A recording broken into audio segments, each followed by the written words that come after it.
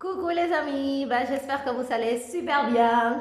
Aujourd'hui, il fait gris, il pleut, mais on est là, donc soyez les bienvenus sur Yoga Libre.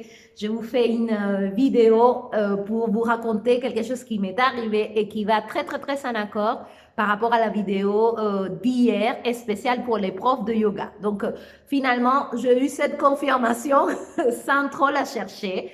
Hier, j'ai quelqu'un qui m'a appelé pour me raconter qu'il est allé dans un studio de yoga à Lyon, un studio très connu, pour suivre une séance, voilà, parce qu'elle avait encore des, euh, des cours sur sa carte. Et donc, elle m'a partagé son expérience et je veux vraiment te la partager à toi, prof de yoga, pour que tu prennes conscience qu'est-ce que c'est depuis la vision de ton élève. OK? Donc, ce n'est pas dans le but de critiquer ou quoi que ce soit. On ne va pas dire non. On va juste décrire une situation dans laquelle toi, en tant que prof, tu vas t'identifier et tu vas voir un petit peu comment c'est perçu par rapport à ton élève. Donc, c'était un cours de Vinyasa. Et comme d'habitude, voilà, la prof, elle a mis son tapis devant, à travers, tu sais, comme on t'apprend, et elle a commencé à faire sa classe en parlant en même temps qu'elle faisait les postures. Donc, cette personne m'a dit qu'elle avait trouvé ça très moyen parce qu'il n'y avait pas le temps. C'est vrai qu'aujourd'hui, il y a beaucoup de profs de yoga qui sont dans une course permanente parce qu'ils veulent mettre 250 millions de postures dans une heure de classe ou dans une heure et quart, alors que c'est pas nécessaire, tu vois. Vaut mieux faire les choses correctement. Ça t'empêche pas de faire des choses avancées ou quoi que ce soit, mais être là en train de faire la course à la posture. Elle m'a dit, Liliette, moi j'ai senti que à la fin de la séance, voilà, j'étais aussi stressée qu'avant de commencer. J'avais pas respiré, j'avais pas eu le temps tu vois, de relâcher la tension, de me concentrer, d'être absorbée dans ce que je faisais. Et c'est là finalement où il y a le bénéfice de la classe. Donc la prof, elle a continué à faire sa séance en parlant au même temps qu'elle faisait. Et elle me disait, voilà, moi je comprenais pas forcément tout ce qu'elle disait. Et j'étais obligée de sortir de ma posture pour voir ce qu'elle était en train de faire. Et c'est précisément ça que je veux que tu comprennes, qui est complètement inutile et qui est en train de te desservir parce que tu n'observes rien. Tu vois pas les gens autour de toi qui galèrent, qui comprennent pas ce que tu leur dis, qui sont obligés carrément de sortir de ce qu'ils font pour apercevoir ce que tu essayes de faire. Tu vois? Donc, ça laisse vraiment une image très moyenne de ta classe et les gens ne reviennent pas. Aussi simple que ça. Quand tu as quelqu'un qui, à la fin de ton cours, ne se sent pas mieux qu'avant d'avoir commencé, voilà, il voit pas vraiment beaucoup d'intérêt à mettre beaucoup de temps pour arriver au studio, pour faire la classe, pour revenir chez lui.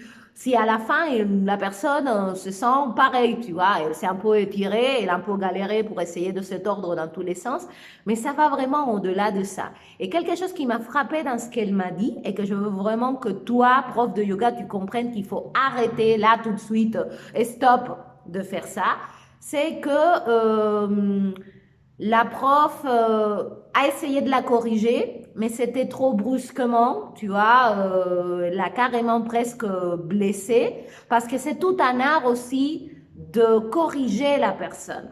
Je ne sais pas si on t'a appris, mais avant de toucher quelqu'un, quelque part, tu dois prévenir la personne. Je vais te corriger si tu ne vas pas le faire avec ta voix. Moi, par exemple, je ne touche jamais les élèves parce que j'ai développé cette capacité d'être très claire avec ma voix. Avec mes instructions, je donne exactement la sensation, l'intention, l'action qu'il faut exécuter.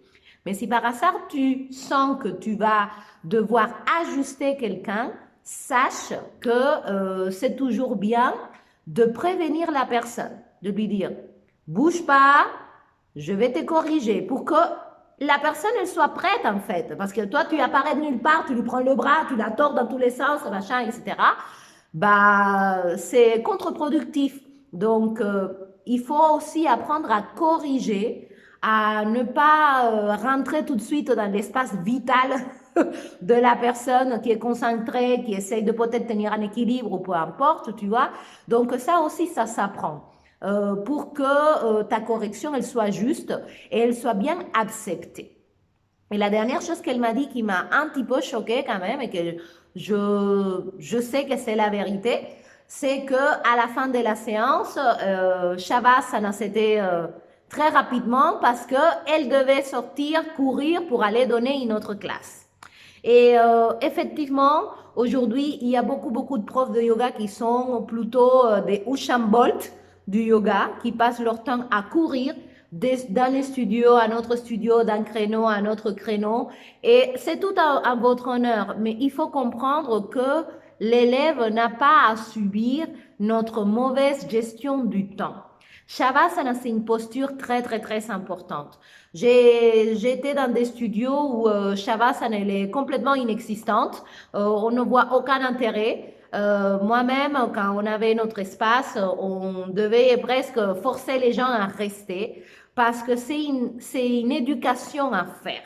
De vraiment prendre ces quelques minutes, et pas 3 secondes et demie, tu vois, quelques minutes pour pouvoir rester avec toi. Mais si toi, le prof, tu ne vois aucun intérêt, tu es déjà en train de courir parce que tu vas être en retard à ta prochaine séance, bah voilà, peut-être qu'il faut raccourcir un peu la séance et donner le temps, au moins 5 minutes pour faire le Shavasana, parce que c'est important pour l'élève. Sinon, il y a comme une espèce de, de quelque chose d'inachevé. Et donc, ce que cette personne me disait, c'est qu'elle trouvait ça très dommage, que c'était quand même un grand studio où il y a énormément de cours et que c'était si moyen. Voilà, il faut dire ce qui est. Et aujourd'hui, c'est devenu un petit peu euh, la norme. On s'est habitué à donner des cours moyens, alors qu'il faut commencer à donner des séances qui élèvent, des séances qui portent, des séances qui inspirent, des séances qui transforment. Et pour ça, encore une fois, il faut apprendre soi-même.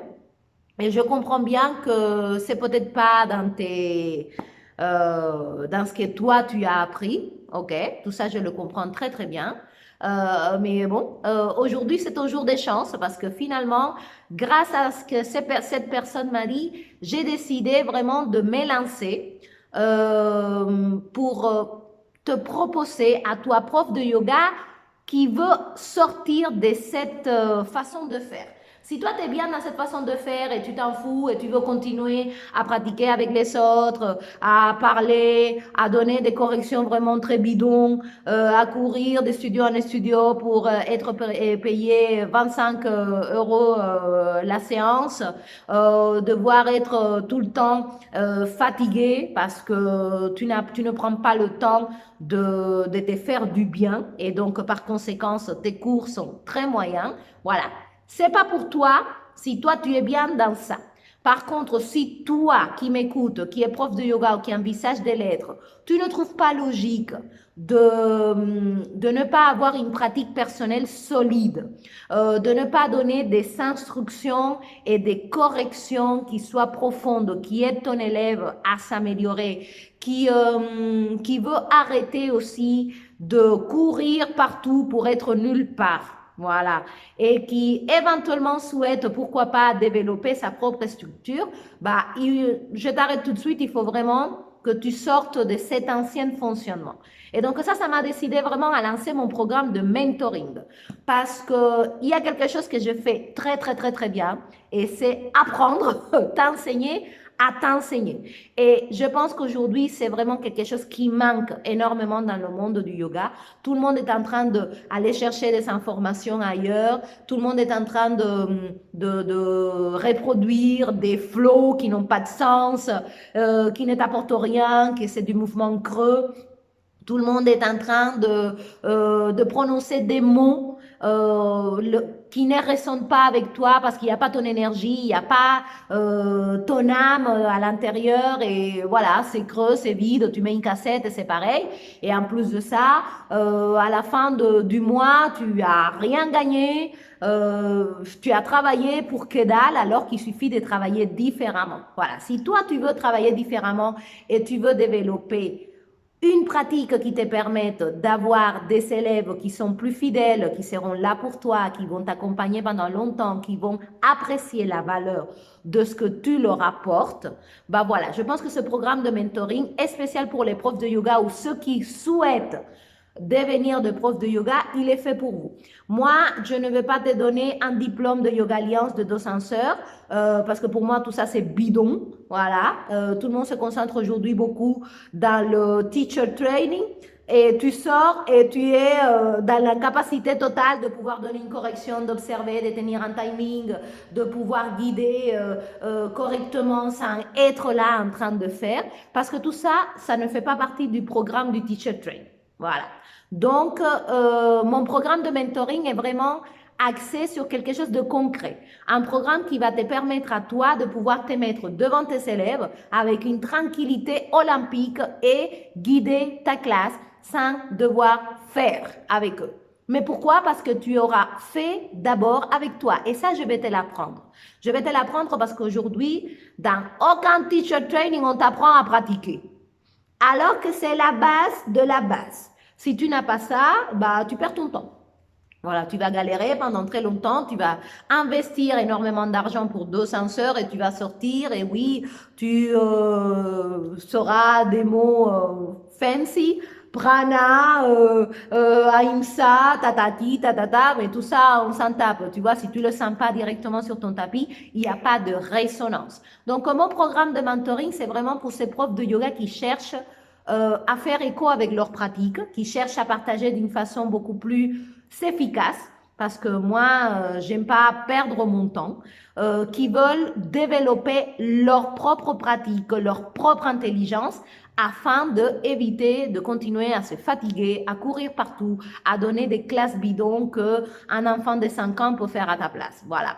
Je pense que aujourd'hui, cet art du yoga mérite que les choses soient présentées différemment. Donc, je ferai une vidéo une prochaine fois sur ce que moi, je pense, de ce que je vois aujourd'hui sur ce programme de Yoga Alliance, du Teacher Training, auquel tout le monde rentre tête baissée. Mais est-ce que c'est vraiment ça qu'il te faut? J'ai mes doutes. Parce que finalement, on ne t'apprend pas la chose que pour moi est la plus importante, c'est de pratiquer correctement pour que tu puisses enseigner correctement. Donc voilà, si vous êtes intéressé par des informations supplémentaires sur mon programme de mentoring, et spécialement pour les profs de yoga qui veulent changer leur façon d'enseigner, il n'y aura pas de je me mets devant et je pratique avec toi et je parle en même temps et je me noie dans ma respiration. Non, non, tout ça, c'est fini. Hein. Moi, c'est complètement l'inverse. Moi, je vais t'apprendre à désapprendre tout ça pour que tu puisses à nouveau gagner en liberté, pour que tu puisses observer directement la personne et lui donner une correction qui soit percutante, qui lui parle, que tu sentes que ça fait écho. Parce que c'est comme ça que les gens, ensuite, trouvent un intérêt à pratiquer. Sinon, c'est juste du sport et mal fait, tu vois. Et même pour toi, tu vas comprendre tout de suite que c'est très simple quand tu fais les bonnes choses. Tu n'es pas obligé d'avoir 18 millions d'informations, tu es censé avoir les bonnes informations. C'est ça qui est important, les bonnes informations. Et c'est ça que je veux te donner à travers mon programme. Pas de chichi, pas de machin, pas des trucs qui ne te servent à rien. Parce qu'aujourd'hui, il y a énormément des choses qui sont dans les teacher training de 200 heures où on balance, où on fait, voilà, en 2-3 semaines, voilà, rapidos. Et à la fin, qu'est-ce que tu as intégré de tout ça? Pose-toi la question et tu vas voir que c'est peut-être pas ça qu'il te faut exactement.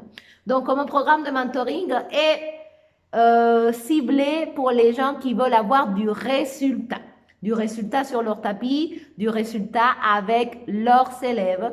Arrêtez de se fatiguer pour rien, qui veulent upgrader, voilà, leur façon d'enseigner avec des choses qui soient simples à comprendre, parce qu'encore une fois, ce qui fait qu'un professeur soit bon ou pas, c'est la facilité que tu développes à convertir des choses qui sont très complexes, qui sont très profondes, et les rendre simples pour que la personne en face de toi puisse l'intégrer, puisse se l'approprier et puisse alors se transformer. Donc, si ça t'intéresse, toi, prof de yoga, voilà, tu laisses un commentaire, je prendrai contact avec toi, je laisserai un lien ou une façon de rentrer en contact parce que je suis très, très, très sélective. Voilà. C'est pas pour les gens qui ont beaucoup d'ego et qui veulent pas se remettre en question. Voilà. Si encore une fois, tu es content à parler, à faire toujours les mêmes flows, les mêmes trucs qui n'ont pas de sens, qui a rien en profondeur et parler comme un perroquet, bah voilà. Continue à parler comme un perroquet, ça te regarde. Si par contre, tu envisages d'avoir toute une autre expérience de ce que c'est une bonne pratique de yoga, alors peut-être qu'on peut très très bien s'entendre parce que moi je suis quelqu'un quand même qui cherche l'excellence. Voilà, moi quand je pratique, j'ai appris à être très absorbée, à observer avec beaucoup de précision pour après pouvoir partager ça naturellement, tu vois. Moi, je peux te donner une super classe assise carrément avec les yeux fermés. Je l'ai déjà fait. Et à travers mes paroles, pouvoir vraiment déclencher de la propreté chez l'élève et tout ça. Et tout ça, ça s'apprend. C'est pas que j'ai un super talent, c'est qu'on m'a appris. Mais aujourd'hui, tu dois sortir de ce que toi, tu connais. Hein, parce que c'est pas en train de donner des bons résultats. On est en train de créer des gens qui pratiquent sans sens, sans but, qui ne voient pas la magie de cette pratique. Mais tu m'étonnes comment il peut la voir si toi-même, tu passes à côté, tu vois. Donc, c'est vraiment une super opportunité. J'avais longtemps hésité à me lancer là-dedans, mais voilà, maintenant je pense que c'est SOS parce que je ne comprends pas. Je ne comprends pas qu'aujourd'hui, encore en 2025, il y ait des profs de yoga qui soient là en train de parler en même temps qu'ils font, qui soient dans la capacité d'observer leurs élèves, de leur donner des bonnes corrections et voilà, qui sautent encore sur un autre cours et un autre cours et un autre cours et il n'y a rien qui se passe. Voilà. Pose-toi la question, quand tu pourras plus donner de cours, qu'est-ce que tu vas faire? Voilà. Quand tu pourras plus montrer, parce que tu es fatigué, parce que tu as une blessure, j'en sais rien, comment tu vas faire? Bah voilà. Donc, ça te montre que la solution, c'est pas de faire avec eux. La solution est de bien faire avec toi pour que tu puisses leur enseigner à faire avec eux-mêmes. Et comme ça, tout le monde est libre et tout le monde est, je pense, dans ce qui est vraiment la voie du yoga, la liberté. Voilà les amis, abonnez-vous à la chaîne si vous le souhaitez. Écrivez un commentaire pour tous ceux qui souhaitent avoir des informations sur mon nouveau programme de mentoring. Voilà, je viens de sortir ça parce que je me dis, voilà, je pense que j'ai vraiment des bonnes choses à te partager. À toi, prof de yoga qui veut sortir de tous les petits trucs carrés qu'on t'a dit, qu'on t'a expliqué dans ton dos senseur, dans ton 3 senseurs. Bah voilà, c'est autre chose. Hein. Il y a une différence entre la théorie et la pratique. Et voilà. Mon programme de mentoring est axé vraiment pratique, pratique, pratique. Voilà les amis, très belle journée et donnons des bonnes séances, donnons des bonnes classes, soyons encore plus investis que ça pour nous et pour les personnes qui peuvent vraiment se transformer. Voilà, il n'y a rien de plus transformateur qu'une bonne pratique bien faite, ça remet les idées en place et c'est vraiment quelque chose qui peut changer, voilà, qui peut changer une vie. Donc, on a beaucoup de chance de pouvoir partager cet outil, alors faisons-le bien. À très bientôt sur Yoga Libre. Bye bye.